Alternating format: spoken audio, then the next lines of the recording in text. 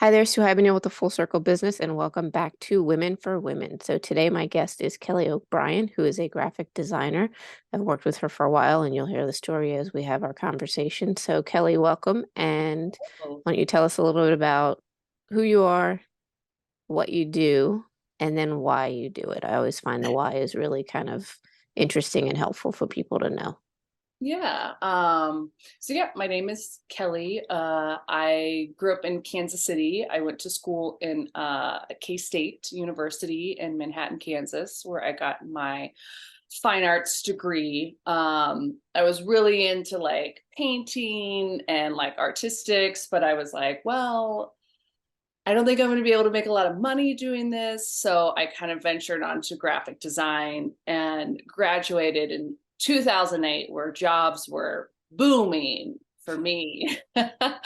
um, and so I ended up working in the service industry, which I loved. And through that, I was able to talk to a lot of entrepreneurs, business people, clients, and started actually gaining a lot of freelance work through serving and meeting people that way. And it's because of that I was able to leave the industry full time and start my freelance business. And I kind of realized, working in that service industry and working with a lot of small business, just how much my expertise could really help boost their brand. And that's kind of how I just really, kind of transition my work and kind of, got my clientele working with a lot of small businesses. And that's kind of my, bread and butter, so to say, right now, is working with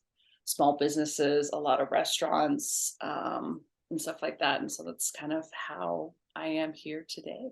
Yeah, it's I think everyone's life path at some point has that curveball that you didn't see coming.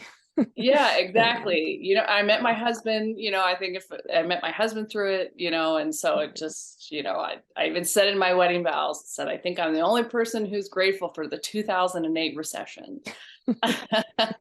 There you go. I'm a big fan too of finding the silver lining in everything because it's easy Yeah, to stay focused on the negative, but if you can find that silver lining and, figure out a way through, that definitely helps. And actually, that's how we met was through a referral. So I can't yeah. even remember what year it was. It was a long time ago now, though, that was working Okay. with the Residential Forum and the PCA. If you're not a painter, the PCA is a national organization for painting contractors. And I was editing the monthly newsletter. And actually, you may or may not know the whole story. I actually was doing it myself, so I know how to use InDesign. I'm just dangerous enough to like do a little bit of work on the graphic design side. I think Yeah, actually I'm a little older than you, and when I was in college, Photoshop had just come out. So I do remember yeah, taking a Photoshop class in college, and it was like the start of, the design moving into away from doing it by hand and scanning it in to actually being yeah, able to do it on the computer. So came through for a referral, was getting really busy, was monitoring and putting together the newsletter, and then outsourced it to Kelly, and have been working with her ever since. So then when I launched my consulting business, she, of course, was the person I tapped for my logo. And we've been working together ever since with regards to things that I need along the way to continue to kind of, like you said, build my brand and build my business. And on that note, in your world, you mentioned it a little bit, but maybe kind of just be a little more specific what a good fit looks like for you with regards to, that relationship. I'm a big fan of relationships and not just like you said, you worked in the service industry and, my background is all in customer service of yes, you're the right person for the job skill set wise, but also being a good fit in terms of working together. So what's a good fit look like in your world? I mean, honestly, and this is what I usually tell my clients. I said, come to me when you're ready to go.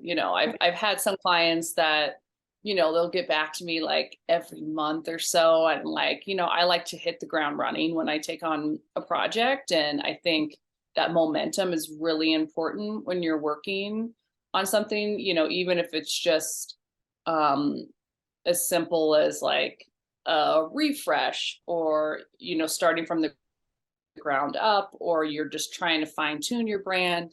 I think for me, the most ideal part for me is to have a client who's like ready to just do the project and stay focused in the project, because I work pretty quickly.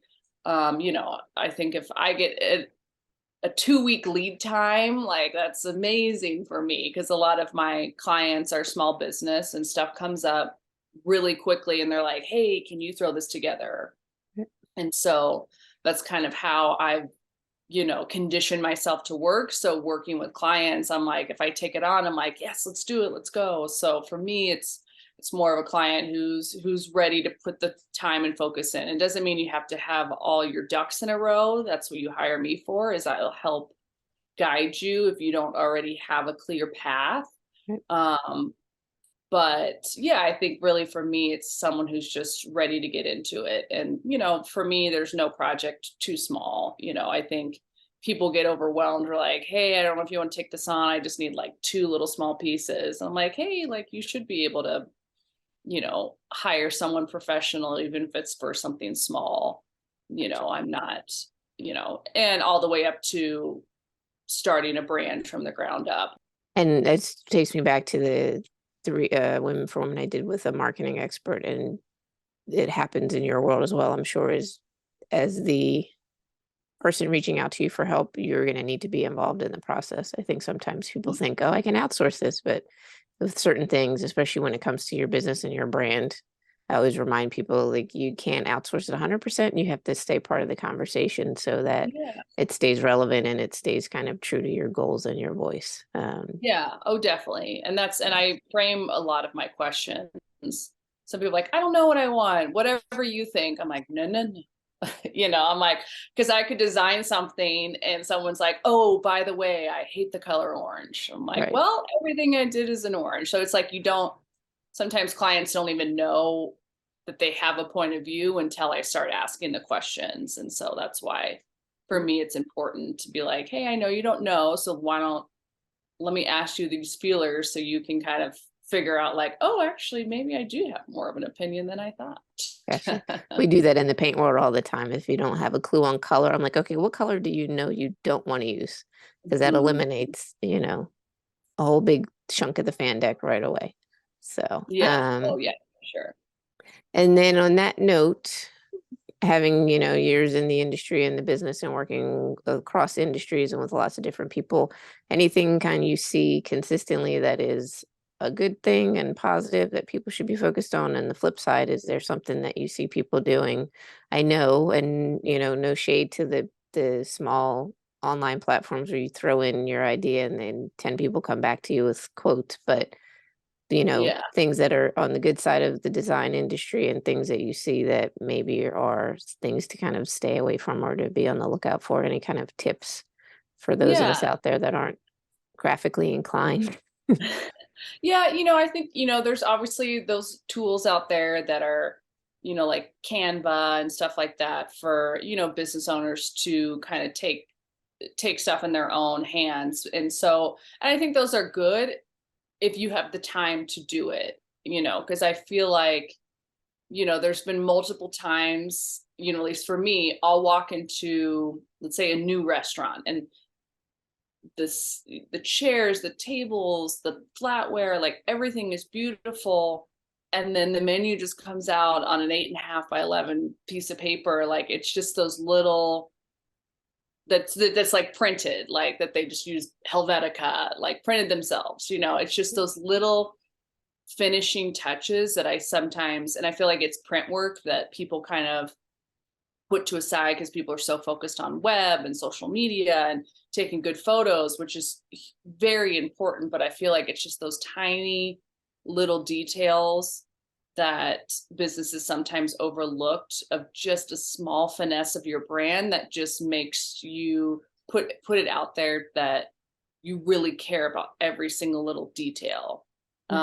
And I think, hiring a designer to even just give you templates that you can use in Canva, but like there's only so much that they can go, branding wise. And you have to have, sometimes a graphic designer's knowledge to even use the full tools of what those programs give you. And so, so there's that. And then two, I think, at least for me, working with clients, of course I'd love to hear praise and all the things I'm doing right, but it's way more important for me to hear what's not working. And yeah, just businesses not being afraid of, just telling clients or people, people that they're hiring out to help them, like what's working for them and what's not. And so yeah, I think just not rushing, and just thinking about, like I said, just the small details to bring everything in together is usually, where for me, I'm just like, God, they hit the mark on everything. And then, I'm like, the music's too loud, I'm like, everything's great, but I can't even talk to my husband across the table. It's just those, which is obviously not a design thing, but technically it's a sound design thing. So, just those little details that just make such a difference. You just made me feel a whole lot better because I feel like sometimes when I email you with new things and we go back and forth and I'm like, oh, I just want one more little adjustment. And I'm like, am I being too nitpicky? But No, I not at all, think, because it's not about me. I don't have an ego with it. There's definitely some things that I've designed that I'm like, this is not my favorite, but my client is so happy. But like, I'm not, I don't, not everybody's supposed to have the same style and taste. And I don't have a certain style the way that I create for people. And there are some graphic designers who specialize in a certain brand and style. So people seek them out when they want that. But for me, I just want to create something that you're really happy with. And in most of my emails, I say, it's not about me. I want you to leave this project, you know, super happy with what you have. There's nothing worse than buyer's remorse, and that's nothing that I want associated with me. So I'm always like, let's be happy. And I'm the same way. Sometimes I'll send something and I'm like, oh God, I kind of want to move it a little bit over to the left. And I'll make a note for the next round and be like, hey, I just changed this. It's just, it's little fine details. And for me, I'm always happy to oblige because it's a personal, especially in small business and in big business, but in small business, it's so personal. So it should be exactly what you want. And I'm here to do that for you. yeah, and I spend a lot of time, I always tease it like I'm the systems expert, but I also love advertising and marketing. But I think even before that and beyond that, and this is where you kind of came into play for me in the very beginning of my launch, is the branding. So like your logo is gonna, and I see, like I said, there's places where you can go get one pretty quick and pretty cheap, but is it going to stand the test of time? Is it really going to be that brand that you want to run consistently through everything you do for the next, 5, 10, 15 years? So I think sometimes people forget about how important and critical getting that right is into moving forward with the rest of your look and the rest of your advertising and marketing. So I definitely say don't skimp on your logo. The first logo I ever had done for something else, when like I got the price tag, I'm like, really? And then I realized like this is for life potentially. So, I'm paying someone to create this logo. I'm going to use it, for 5, 10, 15, 20 years. Maybe somewhere along the line you have a little tweak. It's interesting actually, because before I met Kelly, we did a logo somewhere else and I had an idea of what I wanted in my head. And they're like, I don't know if that's really what you want. And when you see it, you're like, yeah, that's not going to be timeless. So the other Yeah. part of having a graphic designer that you can work with as needed is, like you said, you have this industry expertise that we don't have, because that's what you Yeah. do all day, every day. You've seen what's out there. You kind of know what works, what doesn't work. And the goal with that, like I said, that logo and that branding is to create something that truly represents you, but also will stand the test of time and Yeah, won't for need sure. major adjustments to make sense as you move into the future. And so, on Yeah. that note, so for people out there that need help with anything from, like I said, a new brand or rebrand, something small, actually, Kelly just did some templates for Instagram for me. So you might see those in the coming weeks and months. What's the best way for people to get in touch with you if they're interested in learning more about what you do and potentially looking to work with you on a project? Honestly, I just give out my email because at the end of the day, that's how we're going to communicate. Okay. And so my email is the best way. Okay. Which is, tell me what it is out loud so we can, Yes. So everybody my knows it. email is Kelly Eileen OB. So it's KELLYEILEENOB@gmail.com. Okay.